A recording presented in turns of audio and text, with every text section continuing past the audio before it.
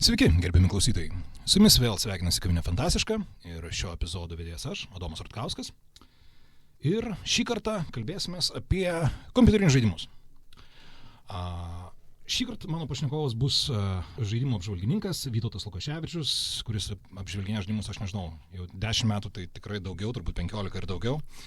Žodžiu, yra senas apžvalgininkas, bet ne amžiaus, nors bendrai jau yra amžiaus prasme, bet didelės kvalifikacijos. Ir visų pirma, sveikas. Sveiki. Ir pirmas klausimas tada, tavo paties asmeninė istorija. Kas tau buvo pirmasis žaidimas, gal atsimeni, kokį įspūdį paliko ir apskritai, kodėl tu tapai gameriu, o paskui ir apžvalgininku? Čia geras klausimas, šiek tiek sudėtingas, aišku, dabar prisiminti, bet patį pirmą aš labai gerai atsimenu, man buvo 6 metai ir tėtis parūpino, nupirko ar gimtadienio proga, ar kažkokia kitokia Sega Master System, buvo tokia konsolė. Mažai kas ją gal žino, SMS trumpinys buvo. Kiti ten susnes žaidė Zulitono visokiais padirbiniais, bet aš su Sega Master System pradėjau ir pirmas žaidimas ir buvo tas, kuris buvo konsolėje pačioje, vadinasi Alex the Kid in the Miracle World, kažkas tokio. Ten toks žmogaliukas nedidelis šono laksto ir kai jis trenkė, toks milžiniškas kumstis pasirodydavo ekrane ir ten laužydavo visokius gyvūnus ir panašiai. Ir naršė pasaulį. Tai labai toks įdomus žaidimas, pakankamai kompleksiškas buvo, nebuvo toks paprastas kaip ten Mario, kur eini vien ir šokinėji, ten naršai tą pasaulį iš įvairių ten kampų ir perki daiktus, parduodi, ten, žodžiu, toksai. Aš dabar taip galvoju, klausau ir man taip liktai pradeda varpelis skambėti.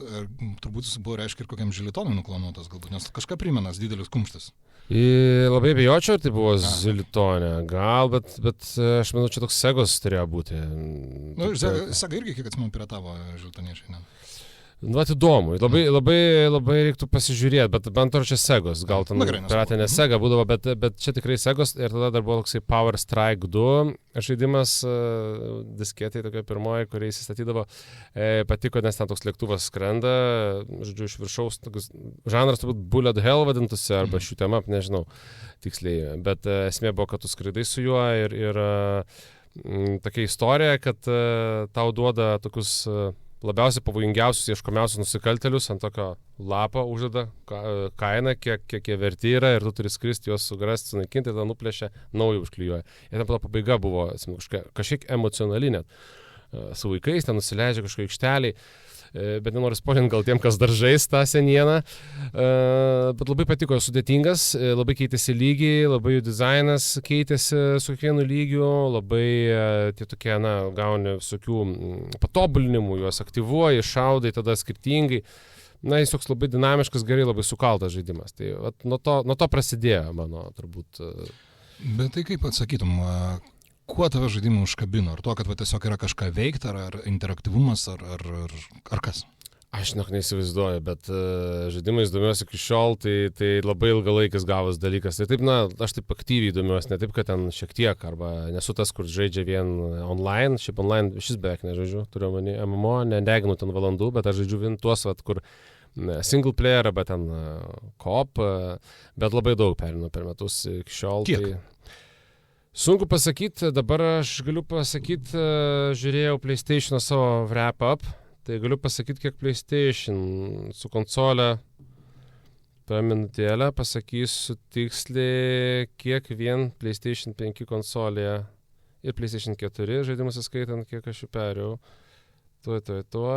Tai bus, pamečiau vėl.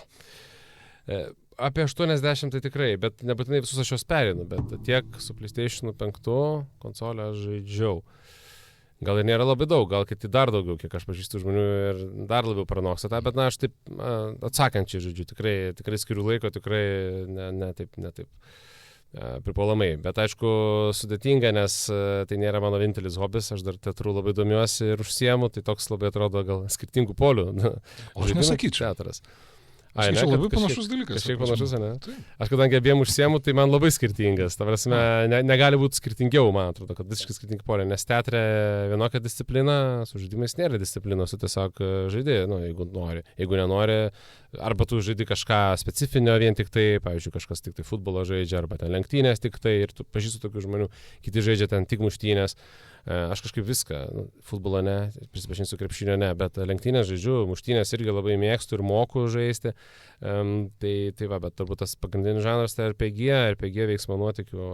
Bet RPG ir teatras, tai vaidyba, pasaulio tas būtent atsiradimas netikram kitokiam pasauliu arba jo kūrimas, arba įsikūnimas į personažą. Tu esi aktyvus aktorius žaidime. Jo, bet kalbant apie teatrą, kai jau vaidini scenoje, ten kitaip truputėlį. Ten vis tiek mes, kai dabar repetuojam, dabar spektaklį vieną paleisim, tai tu ateini ir tu labai ilgai vienoje vietoje tiesiog tobulini tą personažą ir tą santykį su kitais veikėjais. Tai truputėlį skiriasi, mano nuomonė, nuo žaidimų ir labai skillų skirtingų reikalauja. Tu turi būti labai mokėti improvizuoti, būtent teatre. Jeigu tenais tu eini kažkur larpinti, tai aš manau ten kitaip. Ten tu tiesiog faina tau įsijausti į tą pasaulį ir būtent pasaulį. Tu gali būti prastas aktorius, bet tu gali būti geras tas veikėjas konkretus kontekste. Bet kai tu vaidini spektaklėje, scenoje, tai labai didelė atsakomybė ir labai didelis krūvis, nes tu turi ir mokėti gerai vaidinti, kalbėti ir įsisukti situacijų, ir mokėti gerai palaikyti ryšį su kitu aktoriumi. Jeigu tu to nepadarysi, tai tu sugriausi realiai spektaklį. Tai reikia labai būti, present. Multiplayerių, žodžiu. Jo, bet aš nežinau, aš tai labai atskiriu, bet tik tai, kad galima domėtis, tau nebūtinai, jeigu tu esi futbolininkas, tu vis tiek gali būti ir gameris. Čia nereikia tos etiketės gal bijot. Ir aš nežinau, ar aš esu gameris, ten pas mus yra tokių draugų, kurie yra labai hardcore gameriai ir manęs net nelaiko gamerius, sako, tu tik playeris esi, tu ne gameris. Tai kiekvienas savo nuomonę turi, kiti kaip tik sako, tu gameris, nes daug valandų ten pražadė. Bet nėra taip, kad aš ten jau labai daug, aš darbo metu, darbo dienomis aš beveik kartais visai nerandu to laiko, tik tai savaitgaliais. Tai. O kaip tapai apžvalgininku? Kodėl atsirado noras pasakot plėstą, ne tik gaming? Man visada patiko rašyti, iš tikrųjų, tai esu toks gal prie rašančių, nesakau, kad gerai rašančių, bet tiesiog, mėgstu tą daryti. Tai gal aš nežinau, čia ar grafomanas, ne grafomanas, bet tiesiog mėgstu, tai man tiek to užtenka ir kažkaip labai norėjau, nes buvo pas mane vaikystėje laikais PlayStation, kiti žurnalai, aš kažkaip norėjau ten pabandyti, rašyti, siunčiau laiškus, panašiai, po to susibendravau, radau kontaktą su Richardu, tokiu Ješemsku, Artūru Rumencevu, ir tada jau jie mane priėmė ir nuo to laiko nesustojau, realiai rašiau visus žurnalus įmanomus, po to užsidarė tie žurnalai ilgainiui, tada į Games.lt rašiau, tos portalas buvo, dabar šiukštu ten neikit, nebėra to portalo praktiškai. Dabar tą jau perkeliau į video, kūrėm apžvalgas su kolega savo, su kuriuo kažkada rašėm ir į PC klubą. Tai vis dar tą darau. Va.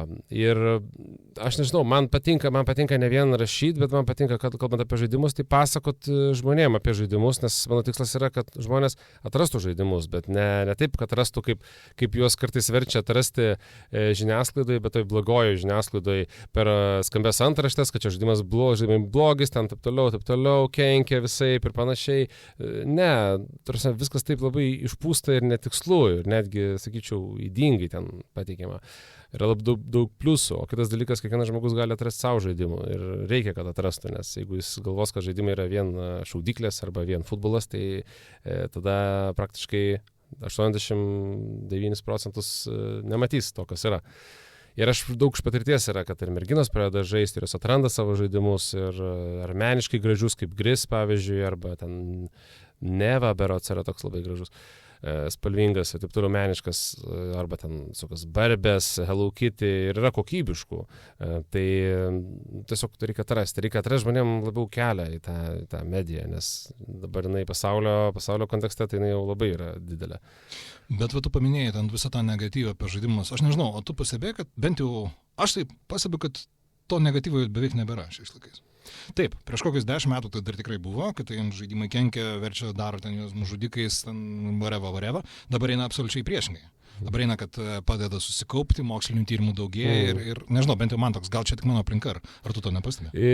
Aš vis dar pastebiu tų negatyvių labai daug ir kai pastebiu ir užsienį netgi, JAV ten kažkoks vis pasako, ten senatorius dar kažkas, bet aš dar pastebiu, kad du dalykus noriu skirti, kad vienas dalykas man labai juokingi šitie dalykai, tie teiginiai, kad čia kenkia ir panašiai, nes mano ten tėvų karta arba ir aš ten augom su Rembo, su Terminatoriais, su ten numirėliais vaikštančiais ir nieko. prasme, ar tikrai kenkia tie dalykai, nors ten žiaurų buvo, kaip pagalvoji, taip, jeigu taip iš šono. Bet vienas dalykas, o kitas dalykas, tai dabar kitą mačiau įdomu labai tyrimą, ar netyrimą, ar čia buvo kažkoks tokia spekulacija, nežinau, bet esmė, kad žaidimai seniau, sako, labiau žmonėms padėdavo vystytis ir vystymuisi padėjo negu dabartiniai, kurie ten laiko už rankos ir rodo rodiklės, nežinau, gal čia kažkur... Buvo, nes netyrimas. No, tai tas mane kažkaip labai... Taip nustebino gal, bet nes aš manau, kad ir dabartiniai žaidimai tikrai nemažai, galbūt ne to konkretaus kažkokio tai sugebėjimo ar gebėjimo, bet tada kažkokio kitokio, nes tie pirmieji žaidimai, nors jie buvo, padėjo gal ugdytis kažkokius vienus dalykus, bet jie buvo primityvus labai. Dabartiniai su savo istorijom ar ten dialogais, galimybėmis bendrauti, taip toliau, naršyti pasaulį, tai kitus dalykus turėtų vystyti. Fantaziją galų gale arba žmogaus suvokimą, pasaulėžiūrę. Nežinau, taip spėju. Tai viliuosi, kad Gerai, kavinė fantastiška yra apie fantastiką. Tai noriu paklausti, koks tavo santykis su fantastika? Santykis irgi geras. Turiu menį, skaičiuoju Eridano knygas, kaip ir pas mus turbūt bet kas mano metų. Ir aš žiūrėjau labai laidą tokią, labai mėgau. Mano mėgstamiausia laida buvo per televizorių, bet aš niekaip negaliu prisiminti. Skrydis su Eridanu kažkaip, ar ne? Jo, esmė ta, kad ten tarp klausimų būdavo rodomi vaizdai iš 5 elemento filmo Luko Bessono.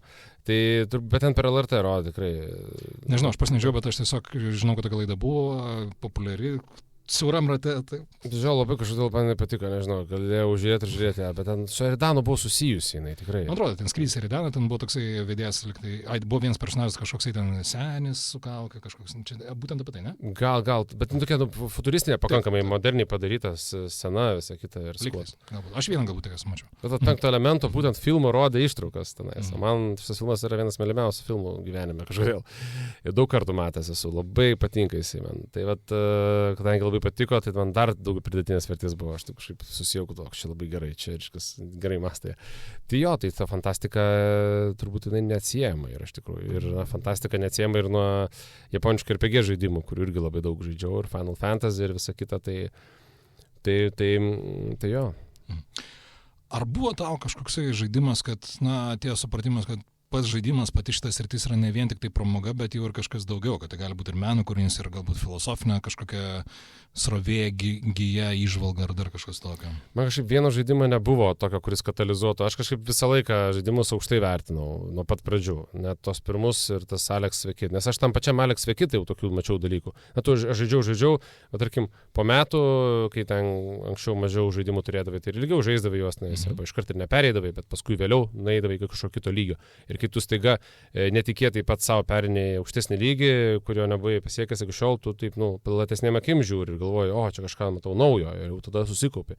Ir tokiom akimirkom pamatai net kitų akimis gal ir primityviuose žaidimuose ir filosofijos, ir kažkokių netikėtų sprendimų, kurie tikrai meniški, arba tam, kad tokį sugalvotų, tai tikrai jie turėjo pasukti galvas ir gal net į galvas, pastangų daug dėti. Tai man visada nuo pat pradžių buvo žaidimai aukštai, labai aukštai. Filmai, knygos, žaidimai, aš nematydavau žaidimų kaip kažko menkaverčio palyginus. Tai man to nėra. O tokių žmonių irgi pažįstu šiaip, kurie sako, aš žaidimus visą laiką vertinau ten neigiamai, arba ten kaip labai kažkokią labai primityvę pramogą, iki kol aš ten pamačiau ten kokį nors ten super žaidimą ir ten jis ten viską pakeitė. Tai man to nebuvo. O tau yra taip, kad kažkoks vienas pakeitė viską, ar ne?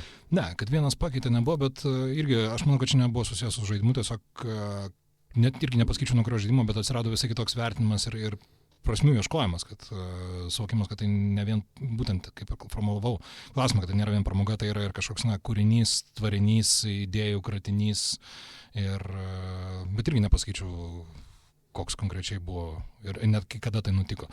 Tarp kito dabar tai pagalvoju, galbūt kažkada net ir Duke Nukem 3D pamačiau galbūt kažkiek kitų kampų.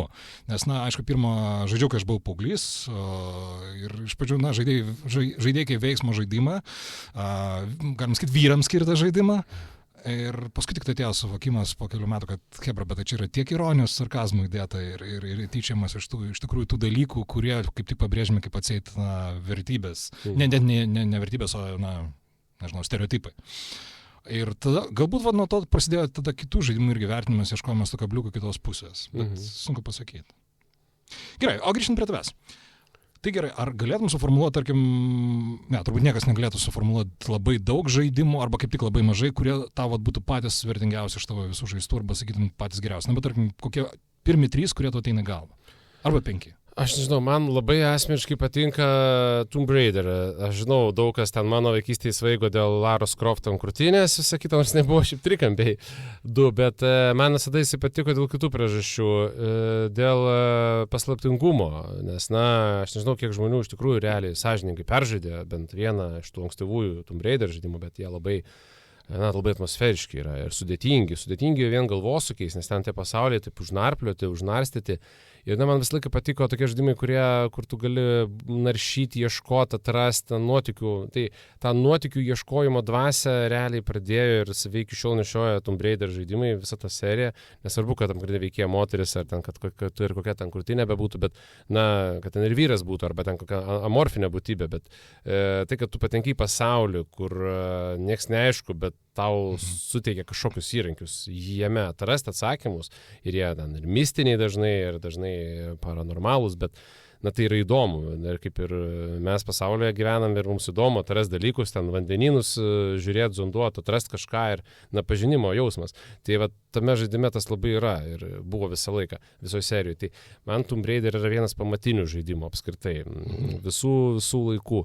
Ir naujos dalys, ir senesnės, ir jie visą laiką tą išlaiko. Aš kažkada galvoju tokią ambicingą misiją padaryti visų Tomb Raider žaidimų apžvalgą, didelė, ten virš valandos, bet nuoširdžiai žmonėms pabandyti perteikti, kad tai nėra vien heroja, kur ten seksualizuojama, o daug daugiau. Ir iš tikrųjų mes per mažai kalbam apie tą visą kitą pusę. Tai Tomb Raideris. Labai man patinka šiaip Capcom studijos žaidimai, japonų studija, aš aišku labai linkęs prie japoniškų žaidimų, bet buvo toksai Devil May Cry, pirmoji dalis, jie ten kažkaip norėjo padaryti naują Resident Evilą, truputėlį mistiškesnį, o paėmė padarė Devil May Cry apie demonų žudiką, bet jisai labai geras žaidimas iš tikrųjų. Skamba sunkusis metalas, pagrindinis veikėjas kovoja su, nežinau, pastato dydžio monstrais, juos visą laiką išpeikia, suvarto ant žodžių. Man tas nuo paauglystės labai kažkaip prilipo ir labai geras žaidimas, bet būtent pirma Devil May Cry dalis. Kitos dalis, jos po truputį mano nuomonė jau nebe tai. Kai kurios taip išlaiko tą, bet pirma yra tokia unikali, nes ten ir istorija, ir pats tas atmosfera, pilis tokia senovinė, ją naršai iš skirtingų pusių, tas labai kažkaip patiko. Daug kas čia turbūt pasakytų kokį nors Half-Life, mano draugas geriausias, tai jam čia visiškas stopas, bet mane asmeniškai aš taip žaidžiau, patiko jo, bet nėra, kad čia mano tas, kur galėčiau pakloti pamatų su tuo. Man turbūt Falloutas dar aš paminėčiau, 1 ir 2, nes man jie taip įstrigo, kad nuo vaikystės, kad tas atvejs, kur tu kiek bežaistum, tu gali naujų dalykų atrasti. Niekada nesužaisi lygiai taip pat galbūt. Gal ir sužaisi, jeigu ten žaidėjau 1000 kartą ir tavęs nieks nebestebina, bet aš kai vaikystėje žaidžiau ir supratau, žinai, kaip būna, tu žaidi, miršti, tarkim, arba ne kažkas nepavyksta, galvoju, nieko, aš protingesnis, aš dabar nuo pradžių pradėsiu, tai aš jau žinosiu, kaip perėti. Fallout atveju aš dar žaidžiau ir vėl viskas kitaip, viskas atvirkščiai ir aš galvoju, ką man daryti. Tai tas labai patiko ir tas daug suformavo manęs, tai Fallout iki šiol kažkaip mėgau. Nesu dabar labai ten aktyvus žaidėjas Falloutų, turbūt yra tokių, kur nepabaigiau dalių ir to Fallout, kuris online yra, tai to ir visai nežaidžiau. Bet žiūriu net ir serialą. Bet už serialą man pagarba, kad jisai nėra pririštas prie žaidimų iš tikrųjų. Bet jame labai gerai integruoti ir net ir pirmi poro. Aš neatsimenu dabar detalį, bet atpažinau, kad šitas pirmam ir antram irgi buvo. Tai šitą pagarba dėžiūrė. Ir šunį įdeda ir viską, ir daug tokių dogmy, visokių sprendimų tokių įdeda, bet gerų aktorių pririnkę ten. Ir Mahlonas iš Twin Peakso ir Ella Purnell, kur pagrindinė labai gera aktorė šiuo metu, ir aišku, Goggansas su Gul, tai nors jis pareiškia čia kažką per interviu, kad nežais žaidimų, kam čia jam žaisti. Bet aš čia nekaltinu, gerai vaidina, pataiko, tai jo reikalas. Gerai, pakalbėjom apie tai, ką tas geriausiai, labiausiai patiko, labiausiai strigė ar kažkiek įtakos padarė. O kas, sakytum, tau labiausiai tokia iš kitos pusės, kad pamatyriau, kas čia, kodėl? Žaidimų. Taip, žaidimų prasme. Labai daug, čia tokių būna pastoviai, realiai, kiekvienais metais, iš tikrųjų. Labai dabar tik tai, kadangi dabar tai karšta tema, man asmeniškai tai ir galiu tai įvardinti, labai dabar tokių daug trešo išleidžia, tokių trešo, kad vien tokio trešo tai visiško, kur praktiškai net nėra žaidimo, bet uždeda daug trofėjų ir žmonės ten perka tam, kad trofėjų susirinktų ir gautų platiną už nieką. Tokių vat. Tai labai tokio daug shovelware vadinamo, ar kaip čia išreikškus. Tai daug tokių. Man nelabai patinka tokie žaidimai kaip Postal, nes aš manau, kad tai yra tokie trešiniai, kur tinka mymam, sakykime, ar ne, arba kažkokiem. Pas mane mokykloje visi žaidė Postal 2, visiems labai patiko, o man ne. Ir aš kažkaip žiūriu ir aš galvoju, aš nematau. O tu esi žaidęs pirmąjį Postalą? Pirmą gal jo irgi. Bet daugiausia antrą, nes visi ten žaidė antrą, tai reikėjo. Nes matai, man jie labai skiriasi, iš tikrųjų tiem, kas nežaidė, pasakyčiau, pirmąjį tikrai pabandyti, nes yra visiškai absoliučiai kitoks, jis nėra tas humoristinis geimas visiškai, ten yra truputėlį, kiek pamenu, humor, bet ten vis tiek tai yra iš tikrųjų labai tamsus ir toksai iš tikrųjų maniakiškas žaidimas. Ir antrasis, tai ypatingai nuo jo skiriasi, tai du skirtingi žaidimai, tai nėra vienas kito tęsinys. Čia panašiai kaip nuo Fallout 2 ir Fallout 3 būtų, kad jau visiškai pasikeičia matymo kampas ir visa kita. Tai, nežinau, man galbūt tas Postalas, aš suprantu nuomonę apie antrąjį, bet pirmas buvo tas toksai pirmas, kai sakom, kad žaidimai yra blogi, baisus ir taip toliau, tai ir aš atsimenu, tai ypač kalbėdavo taip, kaip pasirodė Karmagedonas, kur reikia su mašinom važinėti, daužyti tas mašinas ir važinėti per žmonės. Arba cenzūrinėse versijos per zombius. Bet tai ne, Karmagedonas buvo iš tikrųjų, man vertinu, pakankamai švelnų žaidimėlis, o Postalas buvo iš tikrųjų tas toksai kažkas, something wicked this way comes. Tai buvo, kaip pasakyti, kaip yra antigrožis, tai sakyčiau, antigerumas, bet tai nebuvo blogai. Mano toksai vertinimas. Ok, reikės gal kažkada pabandyti patį pirmąjį, bet kalbant dar apie tai, kas blogai, aš dar labai sakyčiau, kad labai blogai yra, kitas toks trendas, tai visi šitųgi orkų iš Ruskyno kuriami žaidimai, ir aš nenoriu čia vardinti kai kurių, kad nesusigalvotų pažaisti kas nors, vienas yra labai populiarus ir labai geras. Turime geras, tai kad gerai pavykęs, gerus įvertinimus gavęs, aš jo nežaidžiu ir nežaisiu ir labai kategoriškai pasisakau prieš jį. Bet jis sukūrė, jis skinasi kelią ir turbūt bus antra dalis ir taip toliau, ir tai galins juos dar daugiau kurtų žaidimų ir taip toliau. Ir dar kas yra blogai, kad Space Marine antra dalis, kur buvo šiemet, yra sukurta taip pat šitų orkų, tik užsimaskavusių ir dėl to daug kas žaidė ir lietuvių, tai mane tas labai liūdino. Aš kai sužinojau, tai grąžinau savo kopiją neišpakuotą atgal ir sakau, pasiimkite šitą rusų šūdo gabalą. Tai labai nustebęs, sako, čia jie nekūrė, aš sakau, tai pasidomėkit, tai kartais tai reikia labiau domėtis, tai labai tas liūdna, kad tam tokiam, atrodo, diskursė žaidimo atsiranda irgi to, ko nesinori, nes tu vis tiek nori pabėgti, nori pažaisti, kad atsipalaiduotum dažniausiai. O čia toks atrodo, kad irgi reikia ieškoti blogiečių, jų čia tikrai yra ir reikia atsirinkinėti. Aš tik galiu pasakyti, kad man šiais metais turbūt visai neseniai pasirodė pačių ukrainiečių liktas pakankamai geras tyrimas, kuriame apžvelgta daug, ten kelios dešimtys žaidimų, kurios būtent jeigu nori išvengti tos šalies kūrybos, vertai pasižiūrėti ir ten visi sudėstata ir kur, ir kas tiksliai blogai, ir kokiu lygiu tai yra blogai. Kai kur ten yra visiškai smulkmenos, bet vis tiek jos yra sužymėtos, tai vertos toks. Aš vakarį skaičiau, bet ten nebuvo Space Marine 2, pavyzdžiui, nes čia yra Amerikos studija bendra, po kuria dirba Ruskinas iš Maskvos, tai fuck. Bet iš tikrųjų šiaip yra tų rusų pavienių, kurie ten pabėgo ir ten, pavyzdžiui, iš Londono kūrė žaidimų ir išleido. Kai kurios žaidžiau, tai toks atrodo, truputėlį apie nieką, man atrodo, kad tie žmonės truputėlį ir ta tauta, net jeigu tie gerieji, kur pabėga, truputėlį be identiteto, jie tokia praranda savastį ir nežino net ką kurt, kaip kurt ir toks labai, labai įdomus, keistas toks visas šitas dalykas, kuris raibuliuoja žaidimų tam pasauliu. Bet tie propagandiniai, tai wow, iki kokio lygio ir kaip neskaniai leidžia savo daryti, man atrodo, ir jiems tas pats ir vis tai gerai. Ne. Gerai, reikim dar prie truputėlį kito kampo ir kai pradėjai žaisti pirmosius žaidimus ir kai matai, kokie žaidimai yra dabar, kaip sakytum, kokie yra didžiausi pokyčiai ir kurie tau labiausiai patinka ir kurie labiausiai nepatinka paties gameplay'o ir tendencijoje?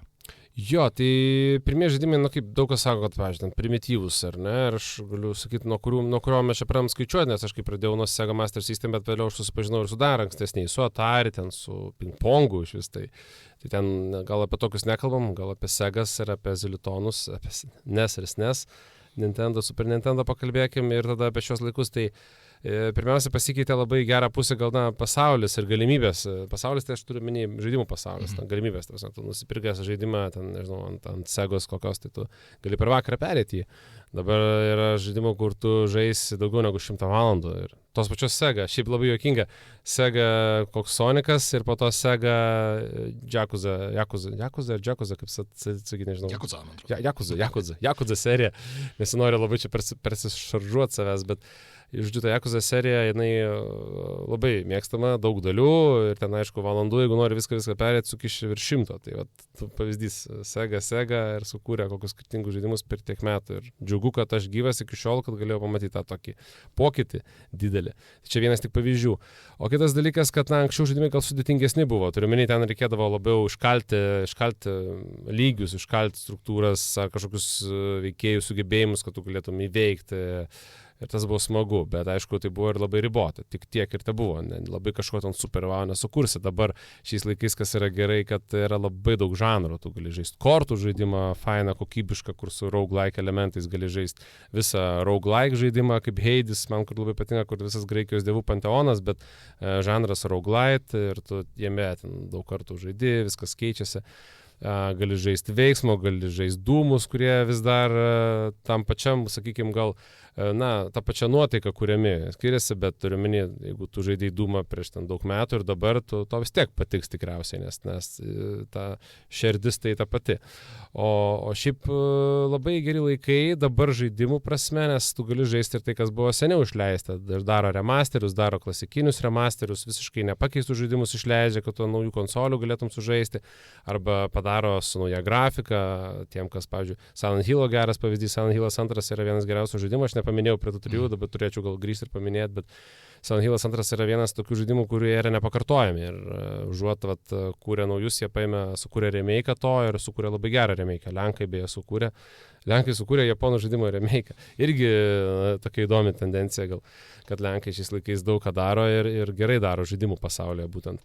Tai va, labai faina. Ir aišku, dar gali tokių visiškai eksperimentinių pamatyti nuostabių žaidimų kaip Disco Elysium, kurį sukūrė estai. Kaip estai, ne visai čia gal tikslu sakyti estų studija, bet estai tikrai, estų rašytojas tikrai, manau, buvo ten.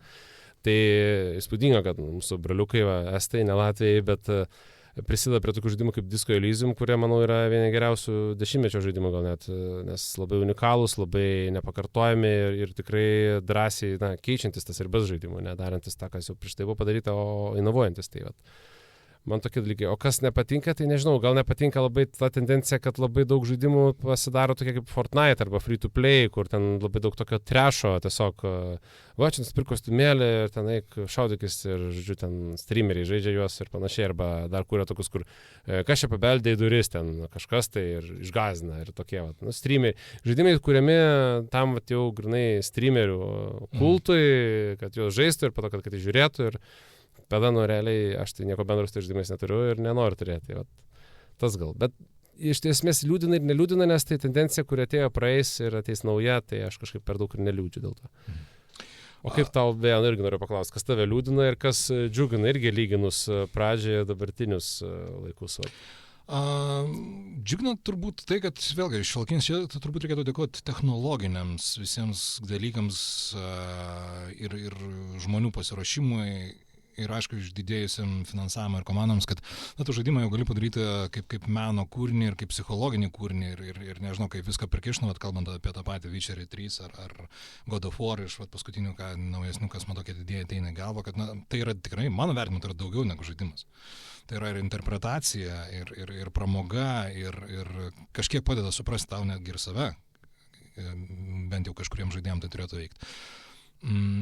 O kas liūdina, man nežinau, tas atvejis, kai žaidimai vis daugiau darom. Čia galbūt ne patie žaidimai, man labiau liūdina tie žaidėjai, kuriems žaidimas tampa kažkokiu sportu. Tarkim, aš niekada nesuprasiu ten tų visų achievementų rinkimo. Gerai, aš suprasiu, jeigu ten surasiu kokį nors achievementas, kuris reikalauja tikrai iššūkio, bet kokio nors originalaus iššūkio. Aš atsimenu, kai vienas iš tokių smagesnių buvo Half-Life 2, kur reikėjo persinešti per visą lygį kažkokį ten kubą ar kažką ten.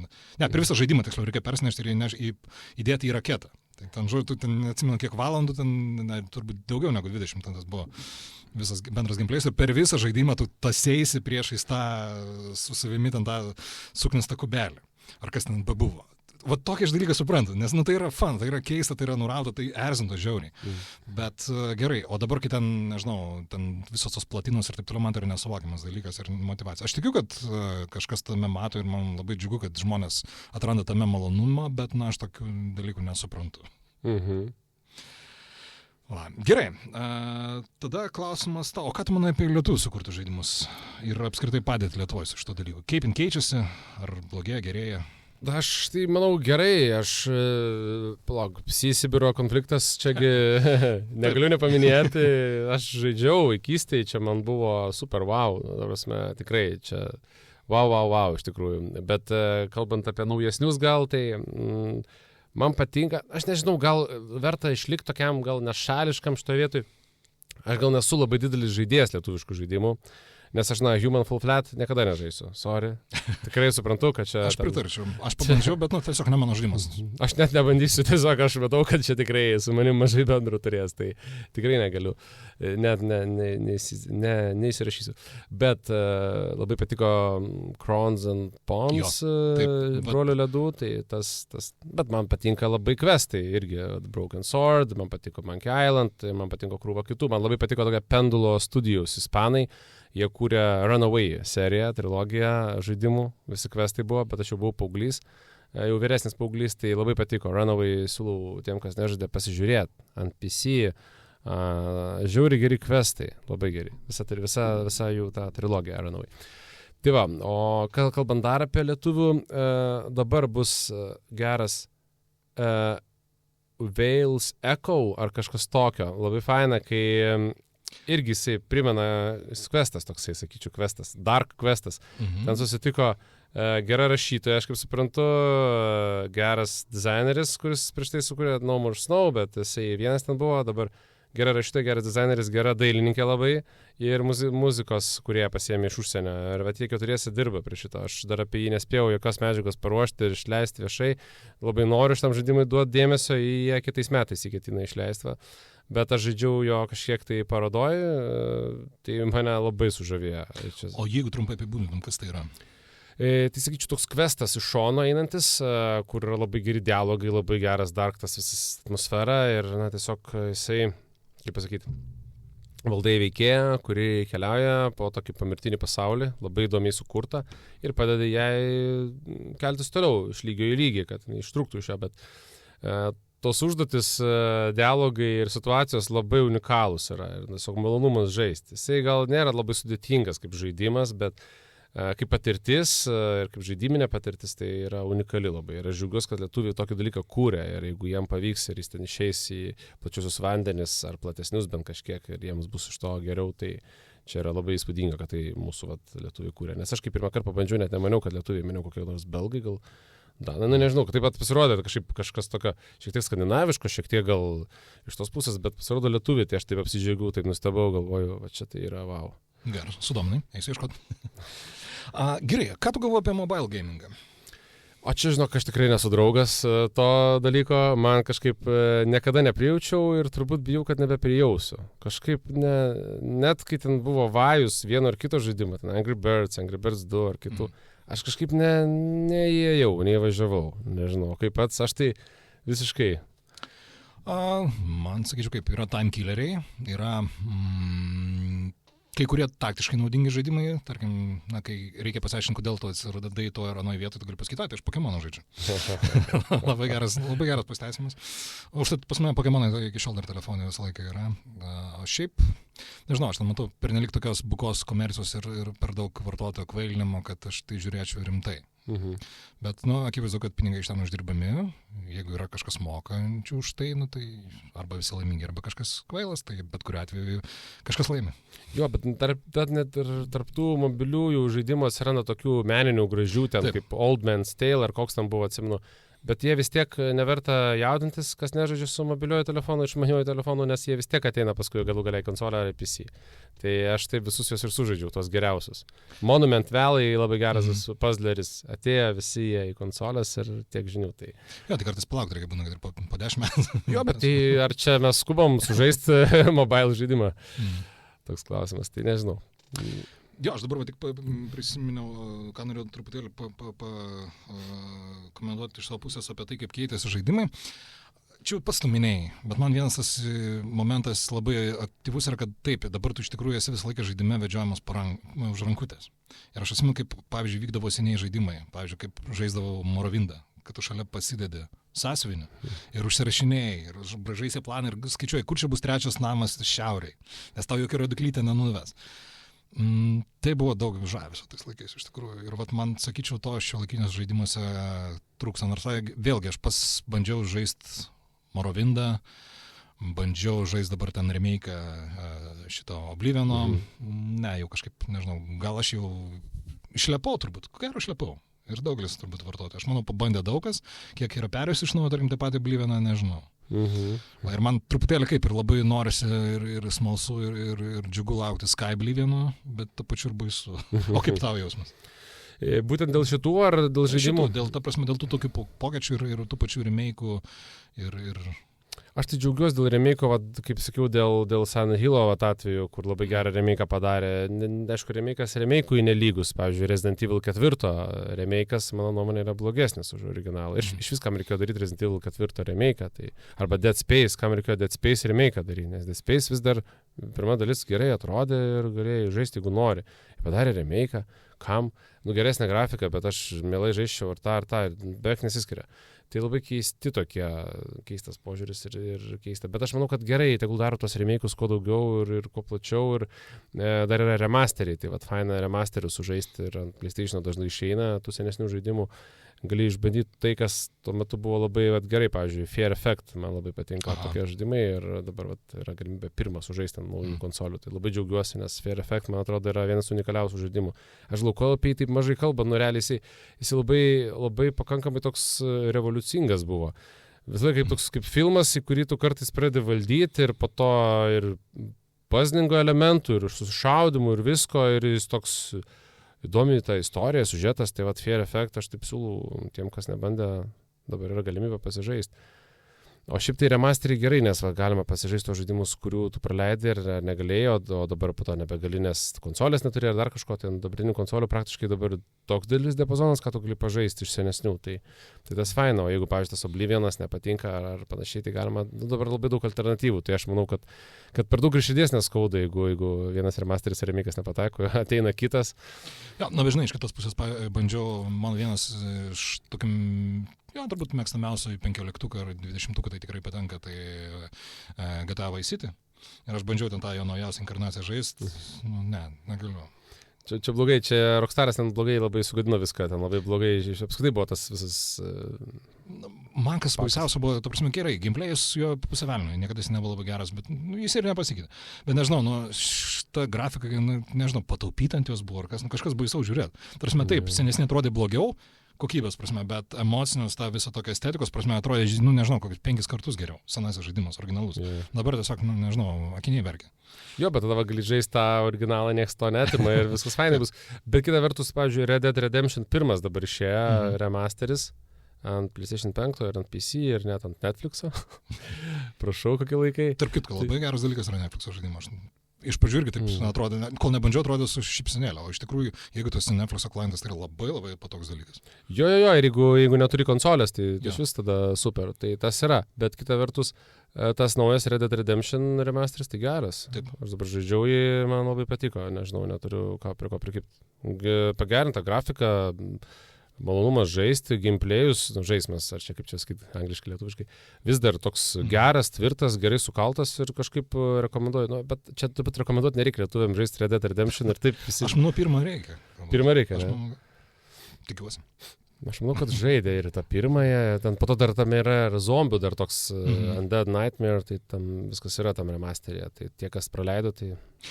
Džek, patie užsiminėjai tą vieną atvejį, bet aš noriu paplėtoti plačiau. Kokie dar buvo žaidimai, kurie, iš esmės nebuvo dideli pasaulyje, labai sulaukė didelio populiarumo, žiniasklaidai ir panašiai, o tau tai buvo, wow, kažkas tokio. Reikia prisiminti, dabar galvoju, tokių kiekvienais metais pasitaiko. Pavyzdžiui, pernai buvo Dustborn, labai ten peikė jį, už Vogue, už visus kitus dalykus, bet tai sukūrė žaidimą Ragnar Tornquist, kuris prieš tai sukūrė The Longest Journey. The Longest Journey, mano nuomonė, yra vienas geriausių visų laikų žaidimų, man gal, nežinau, top 3 tikrai The Longest Journey. Tai man jo visi žaidimai yra wow, be išimčių. Ir ne vien dėl to, kad aš ten jį kaip stabelį vertinu patį žmogų, bet turiu minį, kaip aš žaidžiu ir man tikrai labai patinka. Nes jis tikrai nekuria ir jis žino, ką darius. Ir labai tokio wow, fantazijos ir proto. Tai Dreamfall sukūręs paskui irgi labai pasteisnės ir po to Dreamfall Chapters padarė, nesugadino, viskas gerai. Tai va tas Dustborn man patiko. Tai tokių yra tuo atveju panašių įvairių, ten, pavyzdžiui, Siberia labai patiko, po to sukūrė ir kitų žaidimų tas kūrėjas, tai jie tokie nebuvo labai gal, kaip pasakyti, populiarūs, matomi, aprašomi, tai man vis tiek kažkaip jie patiko. O labai dabar taip ir nepasakysiu. Sakau, kiekvienais metais tokių pasitaiko. Kažkaip net vieno nesinori skirti. Man pačiam, pavyzdžiui, iš paskutinių tai buvo Dredge. Čia pakankamai, man atrodo, gal nėra visiškai ir naujas. Indija, ten su laivu tokia. Jo, ten yra iš esmės Lovecraftinės idėjas, Lovecraftinės dvasios, Lovecraftinės sielos. Ta prasme, very Lovecraftish, bet paprastas toksai žaidimukas su primityvia pakankamai grafika ir su grafikos stiliumi, tais interpais, kurie man yra šiaip visiškai nepatinka. Negaliu sakyti, kad aš jų nekenčiu, bet tiesiog man nesukelia tokio malonaus efekto. Bet aš ir gaminu ir aš laikau jau, nežinau, visose kompose ir darbiniam kompė įmestas, kad jau ten kokią komandiruotę ir dar kad galėčiau su laivuku pasiplaukat. Nes, tai yra žaidimas, nežinau, man žaidimas labai svarbu yra atmosfera. Tai ten buvo toksai netikėtas dalykas, kad wow, tokiu paprastom, iš tikrųjų net galime nebijoti to žodžio, primityviom priemonėm buvo sukeltas superinis efektas. Bet aš nežinau, ar jisai pakankamai populiarus buvo. Aš jų, tarp kitko, aš vertinu pagal tai, kad aš jį pamačiau gal tik tai po metų nuo jo pasirodymo. Ir aš vis tiek kažkiek bent jau monitorinį dalyką, tai man čia buvo, nežinomas pakankamai. Nes aš tai mačiau, jis buvo prie Indie Darlings, tai jisai toks, kur tik tai, kad Indie, bet jisai pakankamai turėjo to dėmesio, po to fainai, kad jį įdėjo ir nemokamai į įvairius ten servisus, PlayStation ir panašiai, tai daug kas galėjo pažaisti. O šiaip iš Lovecraftinės pusės, tai yragi ten Sinking City ir kaip tik dabar esu susimetęs, bandau. Bet, šitas dalykas, kai, aš visą laiką miniu tą atvejį, kai apie 2000-uosius atsirado trimatė grafika ir visi būtinai idėjo ir tai buvo pats blogiausias dalykas, kas galėjo nutikti, nes, technologija atėjo ne tai, kad per anksti, bet dar, tuo metu nebuvo tokia, kad suteiktų daugiau privalumų negu trūkumų ir atrodė baisiai.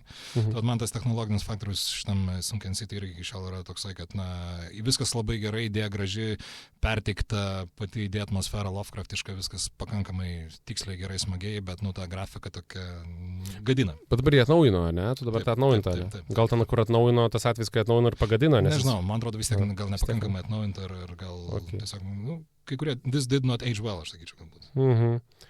Aš dar jo nebandžiau, reikės pabandyti. O dar šitągi labai apie Lovecraftiškumą kalbant, labai buvo netikėtas man žaidimas toksai Call of the Sea. Jis toksai spalvingas, gražus, kaip ir adventure, puzzleris, tokia moterį valdai, o tas Lovecraftiškumas ten įdėtas labai taip tamsiai ir stipriai, ypač nuo jau pirmo lygio gal pabaigos tai prasideda. Tai mane tas labai nustebino, kad tokia forma atrodo spalvinga, faina ir toks atrodo gaivus žaidimas bus, nes yra posteris toksai, o po to, kai žaidži, supranti, kad ten jau, tai tas įdomu, kad pamaišo kartais, taip ir netikėtai labai padaro.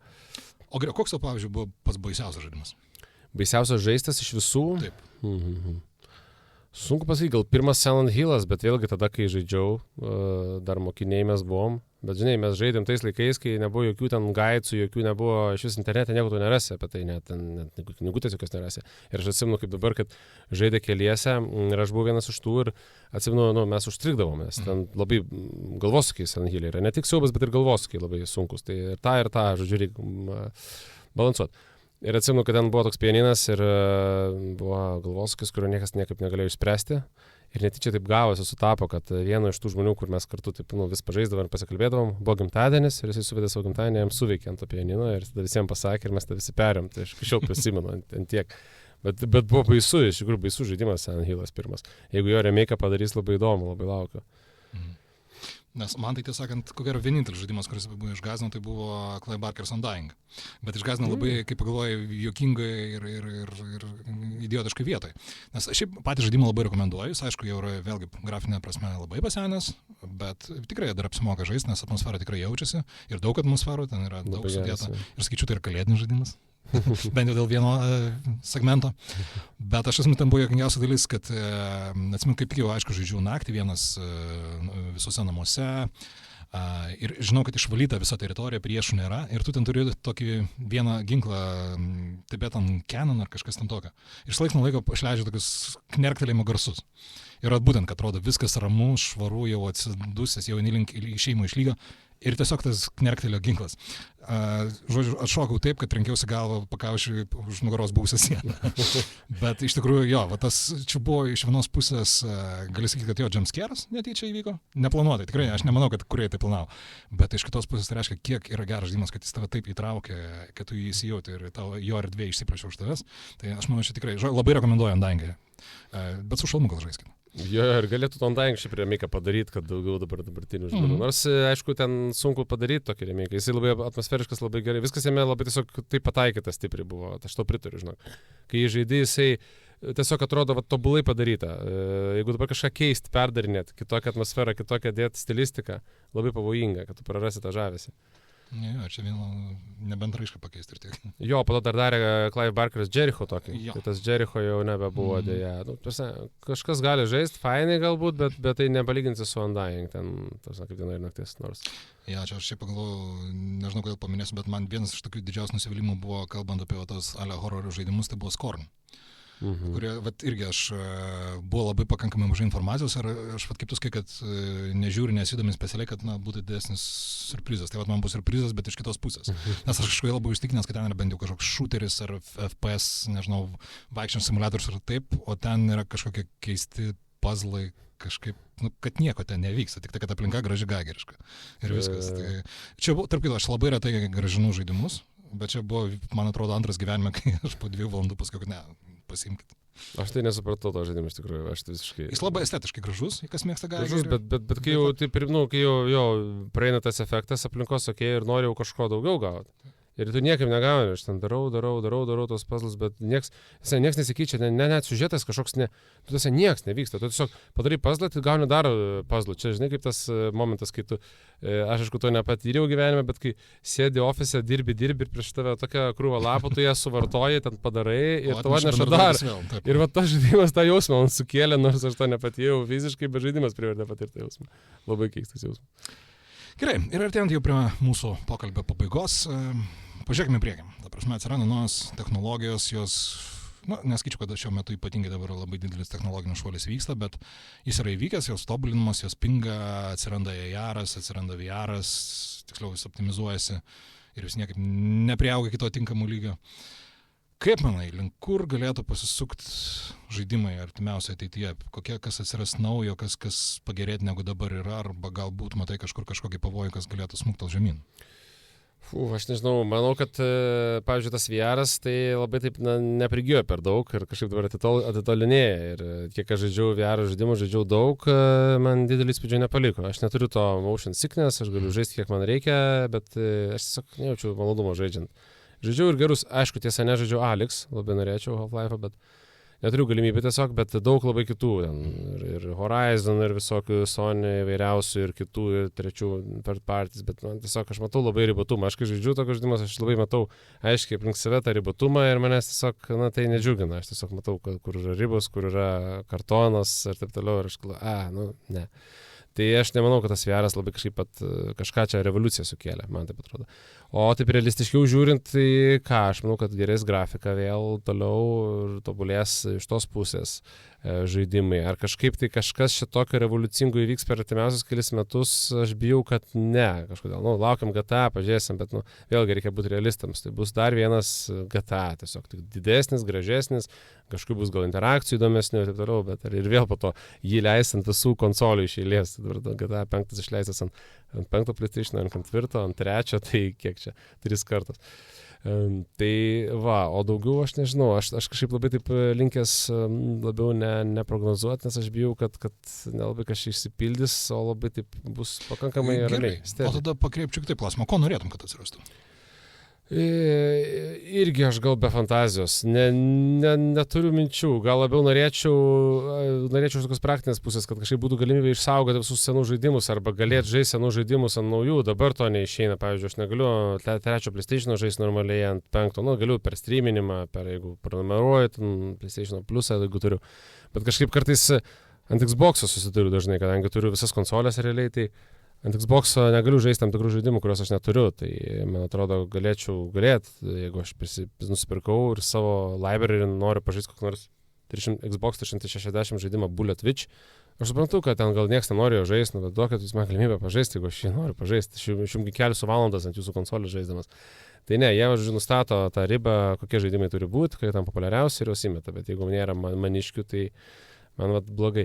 Arba ten, pavyzdžiui, padarė remasterį Fear Effect, bet nepadarė Fear Effect 2 kol kas. Ir tada galvoju, nepadarys. Va, tokių reikia dar paprastų dalykų apsitvarkyti, manau, savo kieme, kad galėtum po to pradėti galvoti. O galvoju, gal vėliau bus taip, kad bus visiškai vaidybinis filmas. Pavyzdžiui, padarys Netflix'o serialą. Užfilmuos aktorius garsius tikrus ir tai bus tiesiog filmo medžiaga, bet padarys taip, kad galėtum valdyti. Fainai būtų. Valdai tiesiog gyvą žmogų. Tiesiog. Nors nežinau, gal tas dalykas labai greit pabandytum ir atsibostų. Jo, čia kaip kad visi labai tikėsi to interaktyvaus kino su galimybė pasirinkti ir jisai išbandyti buvo įdomu, bet šiaip jau ne. Jo, ir daug žaidimų tokių yra, sorry, kad Taip. Gerai, ir tada pats paskutinis klausimas. Tiesiog prieš paskutinis, tu esi dalyvavęs kažkokio žaidimo, kuriame prisidėjęs, kažką kūręs? Ne, esu tik tai prisidėjęs štai savo pinigais, kai buvo Shenmue 3 žaidimo Kickstarteris, ten tada štai esu titruose. O ar tu norėtum, ta prasme, pats kurti žaidimą? Jo, mes vis pasikalbam su savo draugu geriausiu, su kuriuo apžvalgas darom, kad vis gal reikia ir buvom mokykloje pradėję daryti. Pavadinimą net buvom sugalvoję ir jau tenais kadruotas buvom pradėję daryti, bet kažkaip taip neišsivystė į galutinį produktą, bet aš galvoju, gal kada taip ir įvyks, gal norėčiau. Tai gerai, paskutinis klausimas. Kaip atrodytų tavo svajonių žaidimas? Nebūtinai apie siužetą, scenarių, bet ta prasme, kas tai būtų, kaip... Tai būtų kažkas labiau panašaus į Disco Elysium, nes aš labai mėgstu rašyti ir aš tikrai daug dėmesio skirčiau veikėjams, dialogams ir pasirinkimams ir pasaulio struktūrai, kuri būtų tokia daugialypė, tai nebūtų kažkas tokio kartoninio ar paprasto, bet aišku, už kitus dalykus jau gal draugas būtų atsakingas ar ten didesnė kūrėjų komanda, bet pavyzdžiui, siužetas, dialogai, tai labai tam didelį dėmesį skirčiau. Tai būtų toksai žaidimas, kur veikėjai, kai kalbasi, tai tikrai nepasakysi, kad banalu arba girdėta, tai būtų tikrai unikalu, prajuokintų, aš tikiu, arba bent jau priversų susimastyti, būtų toks įtraukiantis per tą pusę dalykas. Bent jau to siekčiau. Tai tą tikrai galiu savo pažadėti pačiam. O taip, tai reikia pabandyti ir kažkada pabandyti tą kurti. Buvom paskaitoj Tom Hall, tai jisai kalbėjo apie žaidimų kūrimą apskritai, tai jis sako, kad verta tiesiog kažkokius įrankius pasimti ir į savo svetainę net nurodė ten, kur galėtų tiesiog pasieksperimentuoti, mažus žaidimukus pasikurti. Nebūtinai ten kažką sudėtingo, bet sako, pabandykite, eksperimentuokit ir sako, kad kas man patiko, kad kaip jisai sugalvoja idėjas unikalias, o jis tikrai būtų per karjerą labai unikalių žaidimų. Vienas Anachronox, vienas turbūt įdomiausių žaidimų yra visoje žaidimų šitoj galerijoje, tai kaip jisai kūrė, tai sako, kad eidavo per abėcėlę kartais ir žiūrėdavo žodžius, susirašydavo ir po to su kokiais žodžiais yra žaidimai, su kokiais ne, ir jis taip sugalvoja tai čia mane labai nustebino, arba ten sako, kad kartais labai suveikia netikėti dalykai, kai paimi kažką, pavyzdžiui, žaidimas Vekeeper, kur dabar išėjo, tu valdai švyturį. Tai kas galėtų pagalvoti, kokiam nors logiškam susirinkime, kad paimkim švyturį ir padarykim veikėjai iš jo, turbūt ne, o tas žaidimas tapo tokiu mini hitu, sakyčiau, tikiuosi, nežinau pardavimų, bet šiaip kritikai labai gerai apie jį atsiliepia ir žaidėjai. Supratau. Gerai, tai linkiu, kad planai išsipildytų, lauksim žaidimo. Ne, tikrai nuoširdžiai laukčiau. Ir mūsų besiklaususiems priminsiu, kad jūs klausėtės Kavinės fantastiškos. Šio epizodo vedėjo buvau aš, Adomas Rutkauskas, o mano pašnekovas buvo žaidimo apžvalgininkas Vytautas Lukaševičius. Ačiū, kad su mumis buvote, kad mūsų klausėte. Taip pat ačiū Mokslo sriubai, kurios studijoje įrašinėjame Kavinę fantastišką. Ir iki susiklausimo kitus kartus.